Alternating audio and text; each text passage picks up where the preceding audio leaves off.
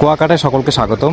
আজ ভোরবেলা কুয়াকাটায় এসে একটি বাজেট ফ্রেন্ডলি হোটেলে চেক ইন করে সকালের নাস্তা শেষে আমরা ঘুরতে বেরিয়েছি। আমাদের টার্গেট হলো যত কম সময়ে প্রায় সবগুলো সাইট সিইং পয়েন্ট দেখে যেতে পারি। তো চলুন দেখতে থাকি এই অ্যাডভেঞ্চারটা কেমন হয়। এই যে আমি এখন আছি হচ্ছে কুয়াকাটা সমুদ্র সৈকতে। এখন প্রায় সকাল 9টা, মোটামুটি কোলাহলমুক্ত পরিবেশ, ওয়েদারটাও বেশ সুন্দর। এটাই মূলত কুয়াকাটা সমুদ্র সৈকতের মেইন পয়েন্ট। এর পশ্চিম দিকে 8 কিলোমিটার পর্যন্ত বিচের বিস্তৃতি, এদিকে লেবুর বন, 3 নদীর মোহনা আর সুন্দরবনের একটি সাইড ভ্রমণ করা যায়। আর এদিকে পূর্ব দিক বরাবর 15 কিলোমিটার পর্যন্ত বিচের বিস্তৃতি। এই অংশে রয়েছে গঙ্গামতির চর, সেখানে সূর্যোদয় সুন্দর দেখা যায়। আর আরও পূর্ব দিকে গেলে কাউয়ার চর, অসাধারণ একটা জায়গা। এরপর উত্তর পূর্ব দিকে আছে মিস্ত্রিপাড়া, রাখাইন পল্লী।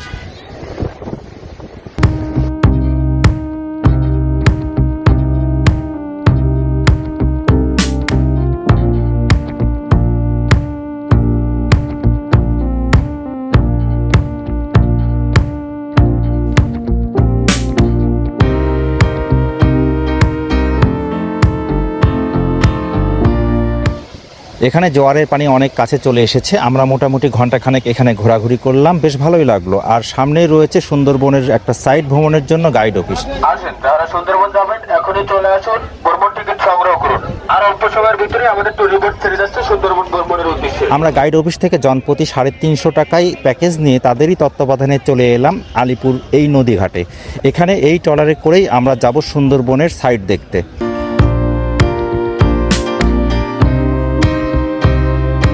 এই যে এটাই হলো 3 নদীর মোহনা। আর এখন জোয়ার চলছে, এই কারণে এখন নামা সম্ভব না। আর দূরে ওই যে ওটা লেবুর চর, ঝাউবন।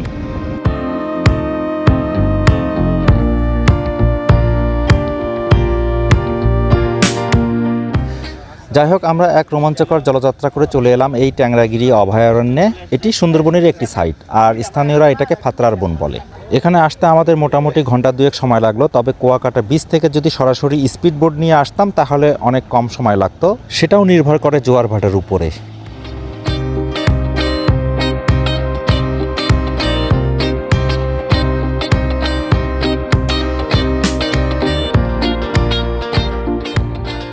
সুন্দরবনের ফুল ভাইব পাচ্ছি এখানে, বেশ ভালোই লাগছে। তবে বনের এই অংশটা বরগুনা জেলার মধ্যে পড়েছে।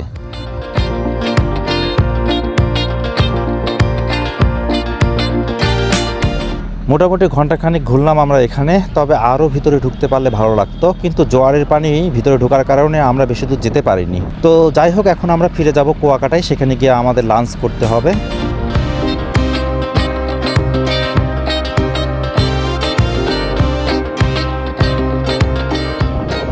ফাতরার বন থেকে কুয়াকাটা এসে হোটেলে ফ্রেশ হয়ে দুপুরে লাঞ্চ করতে করতে বিকেল হয়ে গেল। আমরা সন্ধে পর্যন্ত এখানেই কাটাবো।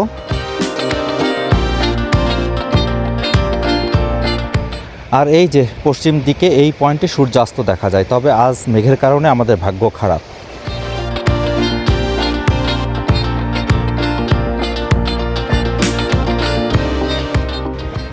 সন্ধ্যা পার হয়ে গেছে, আমরা এখানেই থাকবো আরও কিছুক্ষণ। এরই মধ্যে বাইক রাইড সহ একজন গাইডের সঙ্গে আমরা কথা বলে ঠিক করে নিলাম যে পরদিন ভোর থেকে গঙ্গামতির চর, কাউয়ার চর সহ রাখাইন পল্লী ঘুরিয়ে দেখিয়ে আবার যেন কুয়াকাটায় আমাদের নামিয়ে দেয়। আমরা ভোর 5:30টায় কুয়াকাটা থেকে রওনা দিয়েছি। এখন আমরা গঙ্গামতি চরের কাছাকাছি।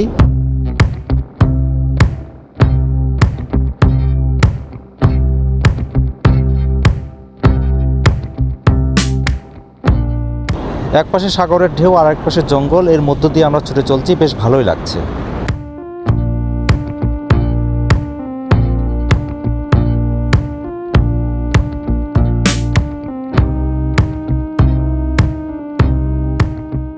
এটাই হচ্ছে গঙ্গামতি সি বিচ। কুয়াকাটার সত্যিকারের সৌন্দর্য দেখতে গেলে এখানেই আসতে হবে। প্রকৃতি এমনভাবে সেজেছে, সত্যি ভালো লাগার মতো একটা জায়গা। এই যে এই পূব আকাশ থেকেই সূর্যোদয় সুন্দর দেখা যায়, কিন্তু আজকেও ভাগ্য খারাপ। এই যে মেঘ জমে আছে দেখছেন। তবে আমরা হতাশ না, কারণ এখানে সূর্যোদয় দেখা বা না দেখার চেয়ে সুন্দর হলো বীজ ঘেঁষে সবুজ বন আর শান্ত নিরিবিলি প্রকৃতি, সত্যি মুগ্ধ করার মতো।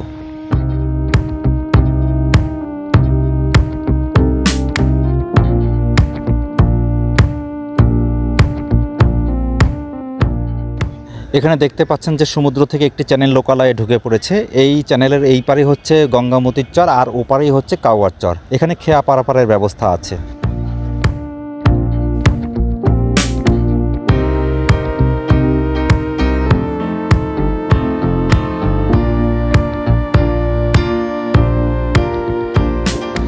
খেয়া পার হয়ে আমরা সাগর এবং জঙ্গলের মাছ দিয়ে অনেক দূর ভিতরে চলে এসেছি মোটরসাইকেলে করে। আর এটাই হলো কাউয়ার চর। আর এইদিকে দেখছেন সাগরের পানির ঢেউ কত সুন্দর, আর এদিকে জঙ্গল, মিষ্টি রোদ, সব কিছু মিলে বেশ ভালোই লাগছে।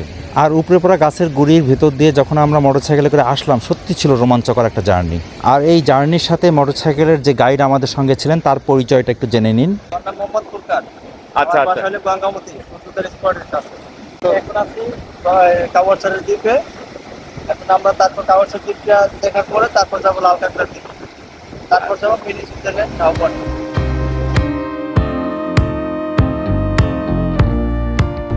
এই যে এই পয়েন্টটাতেই লাল কাঁকড়া দেখা যায়, তবে আরও ভোরে আসতে হতো, কারণ এই সময়ের মধ্যে অনেক পর্যটকের যাতায়াত শুরু হয়ে গেছে। এই কারণেই লাল কাঁকড়াগুলো সব গর্তের ভিতরে ঢুকে গেছে, তাই সেভাবে আমরা দেখতে পাচ্ছি না, দুই একটা ছাড়া।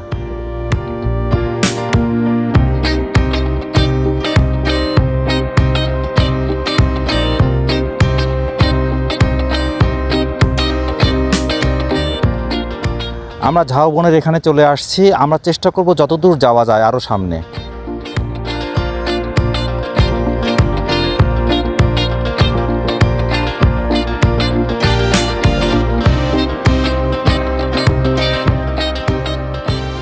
আমরা আস্তে আস্তে একদম ঝাউবনের পিছনের দিকে চলে আসছি। এখানে ঘন সবুজ প্রকৃতি, সত্যি খুব ভালো লাগছে। আর দূরে ওই যে দেখা যাচ্ছে, ওটাই হচ্ছে মিনি সুইজারল্যান্ড হিসাবে পরিচিত।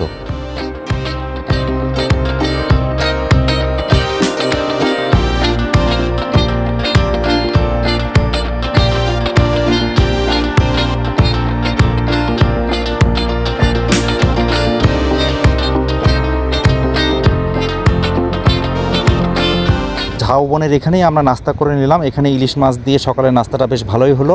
আর এখন আমরা ফিরে যাব, তবে আমাদের পরবর্তী ডেস্টিনেশন হচ্ছে মিস্ত্রিপাড়া রাখাইনপল্লী। এই মিস্ত্রিপাড়ায় রাখাইনদের একটি বিশাল মার্কেট আছে, তাঁতপল্লী হিসাবে পরিচিত। কুয়াকাটায় যারা ঘুরতে আসেন তাদের মধ্যে অনেকেই এখান থেকে কেনাকাটা করেন। রাখাইন সংস্কৃতির একটি জাদুঘর আছে এখানে, সীমা বৌদ্ধ মূর্তির একটি প্যাগোডা আছে, আর ভিতরে রাখাইনদের শিল্প সংস্কৃতির চর্চার একটি কেন্দ্র আছে, এটাও বেশ সুন্দর, ঐতিহ্যবাহী। এবং পাশে আছে মিষ্টি পানির কুয়া, এটাও বেশ ঐতিহাসিক একটি ঘটনার প্রেক্ষিতেই। এগুলোর কারণেই অনেকে এখানে ঘুরতে আসেন, আমরাও এসেছি, বেশ ভালোই লাগলো এখানে। সব মিলিয়ে ভোর থেকে শুরু করে এই মিস্ত্রিপাড়া পর্যন্ত আমাদের ঘোরাঘুরি করতে সময় লাগলো মোট 5 ঘন্টা। এখন প্রায় 10:30 বাজে। তো এখন আমরা ফিরে যাব কুয়াকাটার দিকে। কুয়াকাটা ফিরেই আমরা শেষবারের মতো বিচে আসলাম, এবং বিচে এসে একটু সাগরের ঢেউয়ের সাথে আনন্দ উল্লাস করে নিলাম।